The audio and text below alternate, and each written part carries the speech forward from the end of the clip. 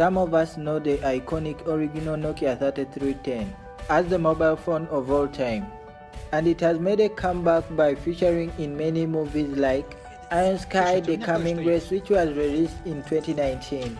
And what's actually funny is that in this movie they show the original Nokia 3310 that in 2018 people could actually hear this phone in rumors and could actually study about it, which clearly shows that this phone remains the most popular of all time.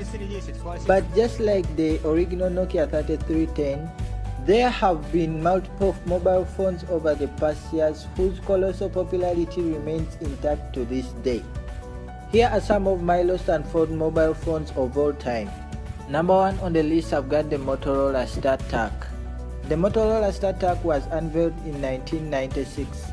It was the first of the kind to have a clamshell or flip style in the history of mobile phones. It was a 2G phone that had a monochrome graphic display of 4x15 character resolution.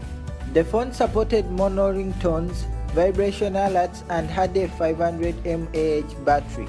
Number 2 on the list, I've got the Nokia 3310. With this one, the history of mobile phones can never be complete without a Nokia. Personally, me myself, I just credit the Nokia 3310 manufacturer for having lots of iconic devices, with this model being the most widely known, tough as a rock. The original Nokia 3310 was launched in 2000 and came with a customizable express on covers. The iconic device also introduced the world to the smash hit Snake Tooth mobile game. Number 3 on the list, I've got the Nokia 1100. The dirt cheap Nokia 11002 is among the best-selling mobile phones of all time. Sporting a no-thrill design and a stellar battery life, the 1100 was launched in 2003 and had a built-in flashlight. It could hold 50 text messages and came with a collection of cool ringtones. I remember I was young then, but personally, I tested its toughness when I saw it fall from a story building and survive to work just fine. Next up on the list, I've got the Nokia 60000. This one was launched in 2003. The quirky looking Nokia 6600 was one of the earliest smartphones from Nokia. It ran Symbian OS and featured VGA. Having 6 MB of internal memory, the phone had a 5-way joystick and a 2.16-inch display. Going to the next one, I have the Nokia 9210 Communicator. This is a true symbol of Nokia's engineering prowess. The 9210 Communicator was a business-class smartphone that opened up like a laptop to reveal a mini keyboard. It was unveiled in 2000 and had a color screen. It was one of the few mobile phones that could send and receive fax by that time. From internet access to email, and from unit converter to a fold-out antenna, the 9210 had it all. Next up on the list, I've got the Motorola V3. It has to be the Motorola V3. Launched by Motorola in 2003, the Motorola V3 was, true to its name, a leather-thin clamshell phone with a sleek design, where it boasted an aluminum body and an external glass screen. Going to the next phone, I have the Sony Ericsson T28. Released in 1999, the Ericsson T28 was the slimmest mobile phone during its time, weighing mere 83 grams. The phone was a dual-band GSM compatible and had a phone book for storing up to 250 contacts.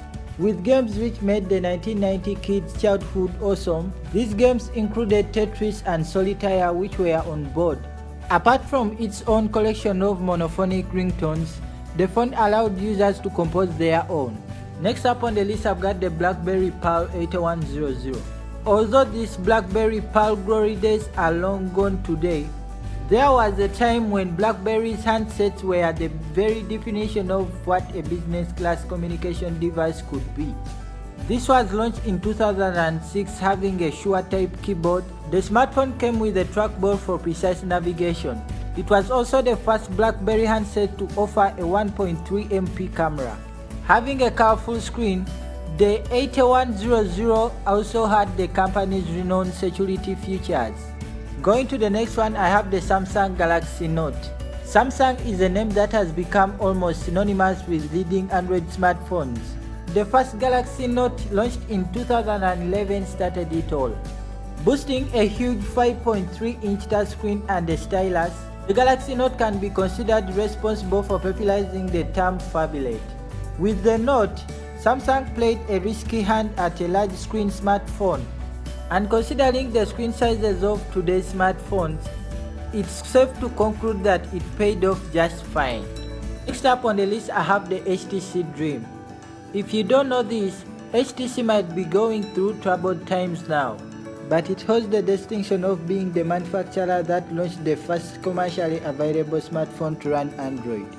HTC Dream had a horizontal slide-out touchscreen that hid a full keyboard underneath.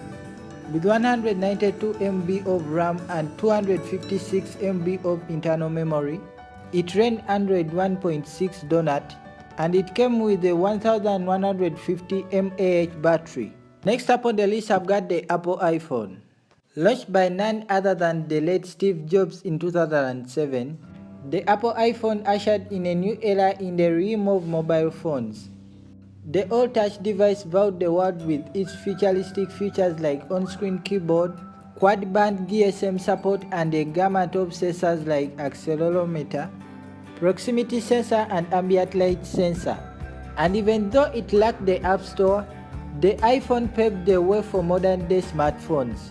And the rest is history. Next up on the list, I've got the Sony Ericsson K750. Back in the day, this K750 was the best when it came to mobile phones with capable cameras and outstanding audio quality. Launched in 2005, was a candy bar style phone that used the company's famous joystick for navigation. Its volume control keys on the sidebars could be used to zoom in and out while in the camera mode. Next up on the list, I've got the Nokia Ngage. Another classic from the Finnish manufacturer, the Ngage was probably the world's first mobile phone that doubled up as a portable gaming console.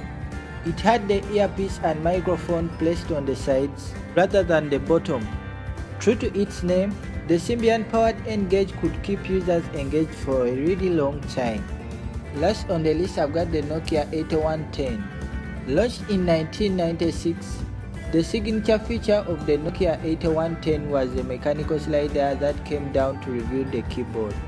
Not just that, the slider had an integrated microphone so that when it was opened, it came closer to the user's mouth for better voice clarity. The 8110 was featured in the 1999 science fiction blockbuster The Matrix, which was one of my favorite movies in childhood. Now, thank you guys for watching my video, and if you like this video and you think it was informative, please drop likes on my video, and also I would like to know which was your favorite phone on my made up list. Again, don't forget to click the subscription button and also turn on the notification bell for more videos like this. And with that said, till next time, bye.